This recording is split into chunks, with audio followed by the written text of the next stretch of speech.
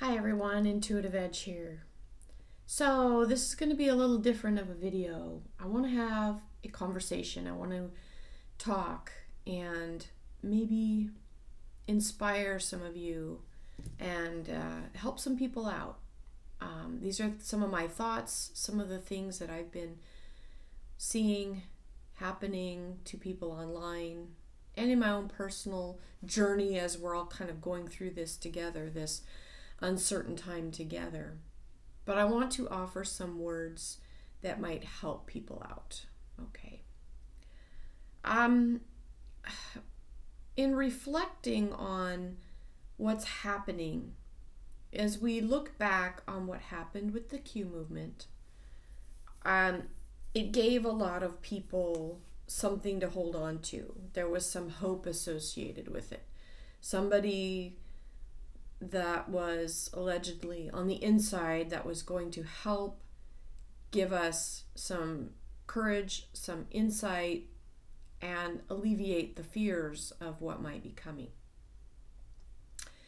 And with right now, as it stands, it seems as though that message board is done for now.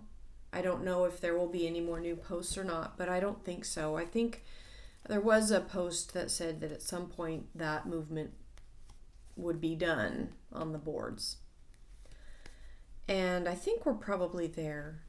And what's been happening, unfortunately, is that people are left with this hope and desperately wanting to make sense of what's happening in our world and wanting something to come, something good to happen, and waiting for something, some sign or something that's going to move us in a better direction, and all we're seeing is we're going the wrong way.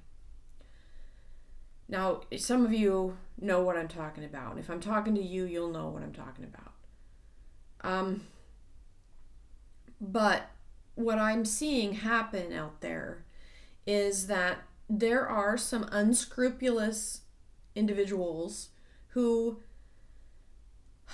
are taking advantage of that hope.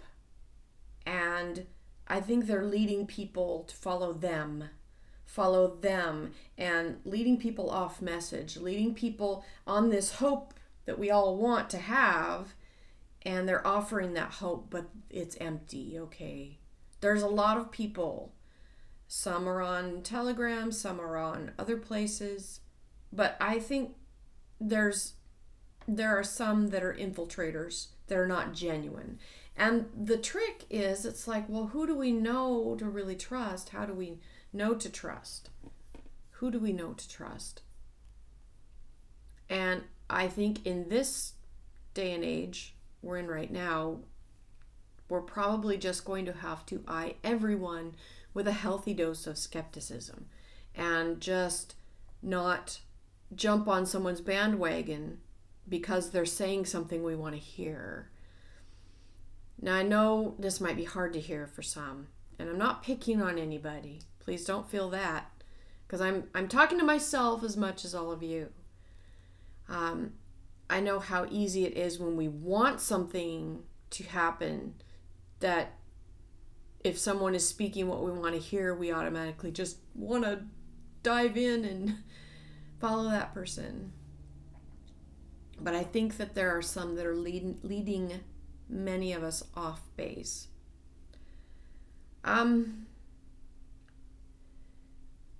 The key to this is to address the primal fear that we all have. And all of us have fears to some degree.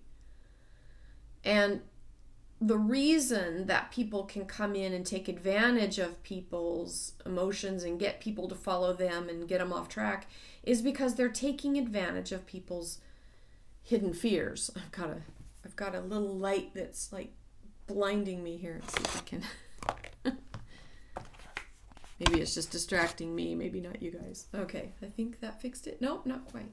Oh, here we go. Okay, now I fixed it. I'm facing a window and sometimes I get a glare. Okay. Where was I? Talking about addressing our primal fear. humanity has, and I'm just going to digress for a second here. The human condition has a fundamental flaw.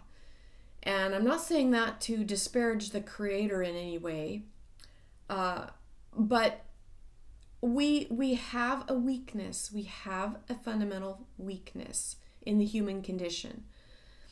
And those are our primal fears. And we have to learn to overcome those fears and to not allow others to exploit those fears. And one of the primal fears, well, people have a fear of death. We're afraid of dying. We're afraid of what that looks like. We're afraid of leaving things behind, or unfinished business, or things that we want to continue to do and we don't want to leave it all. We could be afraid of, there's different phobias that people are very much afraid of. Heights, spiders, whatever. But those primal fears that address, what do those all boil down to? They address life itself. We're afraid of heights because we might fall and die. We're afraid of spiders because they might bite us and we might die. Those are the primal fears. It's all about our survival, our basic instinct for survival. And the people who cohabitate this planet with us, possibly other dimensions, other beings. I certainly don't think that human beings are the only thing in the universe. And many of you might also agree that there are different races of ETs that are here already on this planet. I happen to believe that. I've done my own research, but I'm not telling you what to believe or what to think. I'm just telling you what I believe and what I think about that.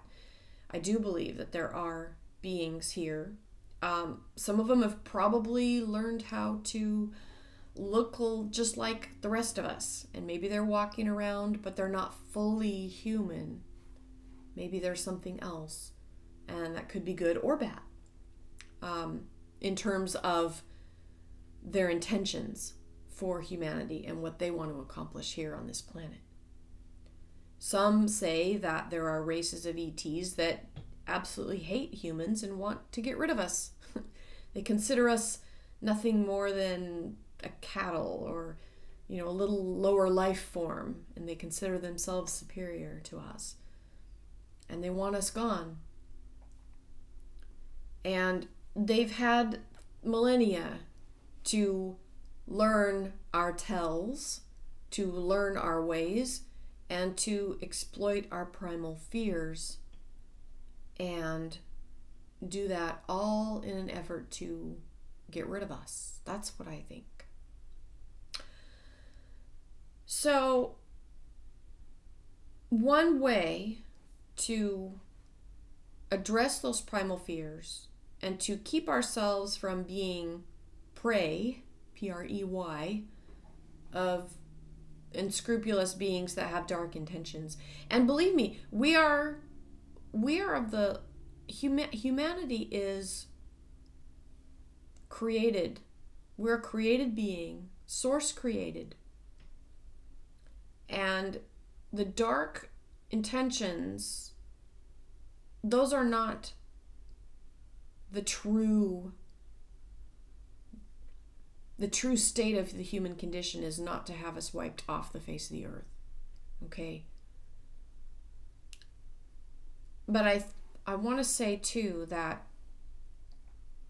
we don't have to succumb to those conditions that we find ourselves in. That humans are fundamentally flawed and that we are so trusting, and we don't often use discernment to know what's really happening around us. So the key is, let me get back on track here. The key is to face our fundamental fears. And basically all of our fears, like I said, they boil down to survival. We want to survive. That is the human condition. And we find that in nature.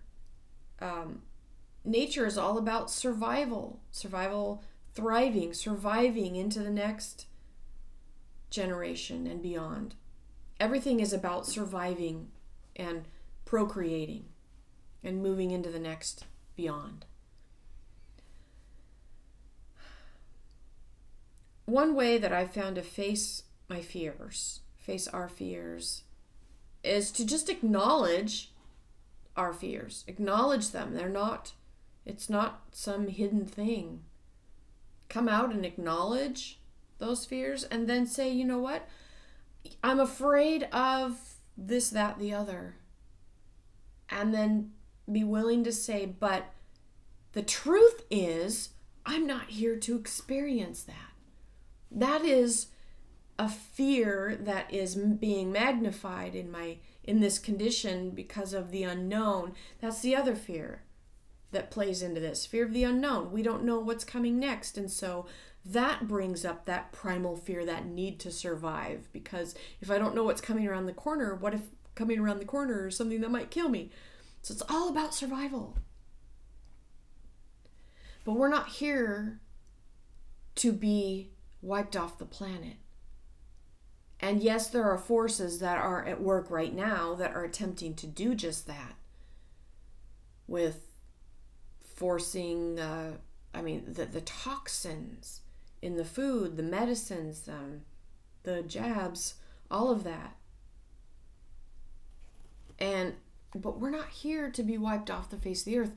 I'm not here to experience that. I had a personal revelation a while back, many years ago, where it was a knowing that I had, an experience I had with the divine, where I did a past life regression, and I saw so many of my previous incarnations as a female were not good.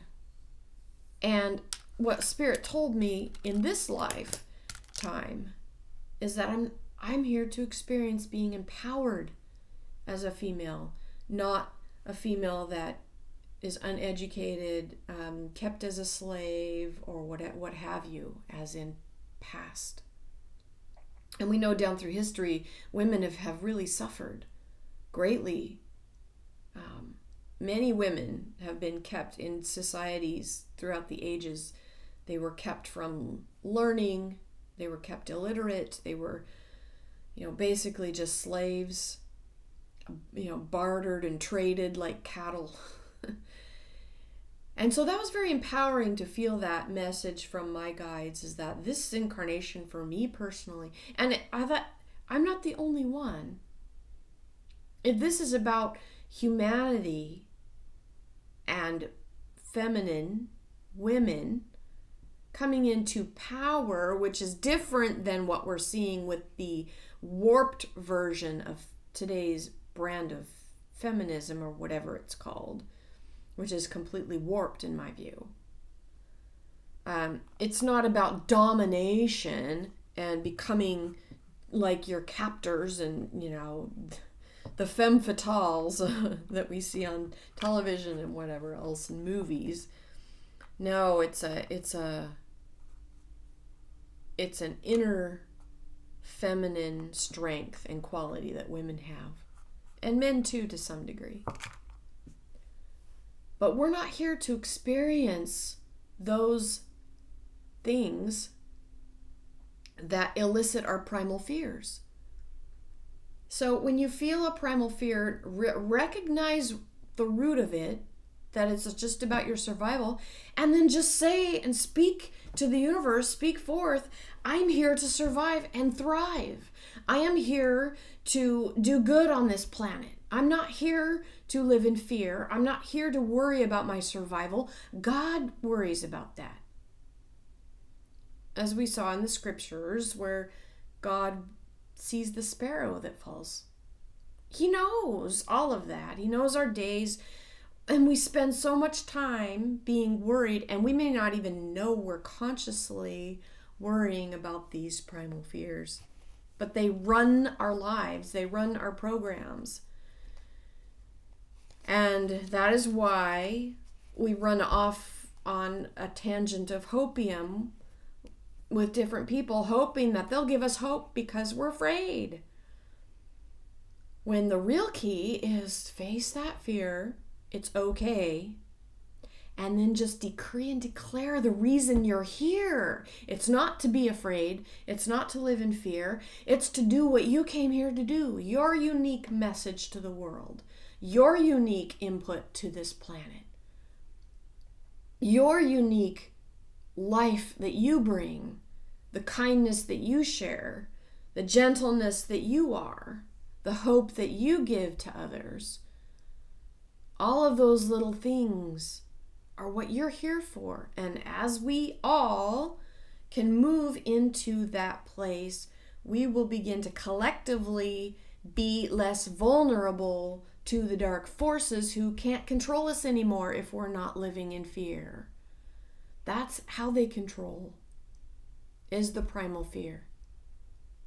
If there is no primal fear, there's no need to be afraid, because those forces can't control us. And this is part of the Great Awakening. It's awakening to who we are, and that we are not the property of dark forces. We are property of the light. We are God's creation. In this earth, we have a right to be here. We have a right to be on this planet. We have a right to be here. That's something I think a lot of people need to know deep within their soul. I have a right to be here. And all of those voices and things that tell me that I don't, they're lying, okay? They're lying to us. They're lying to you. They're lying to me. We have a right to be here because we're here.